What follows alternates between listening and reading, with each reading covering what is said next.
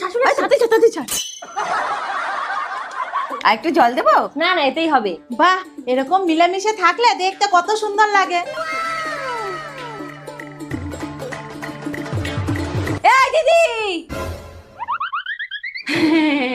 পালিয়ে গেছিস তাতে কি হয়েছে? আমি আবার মুছে নেব, তুই মন খারাপ করিস না।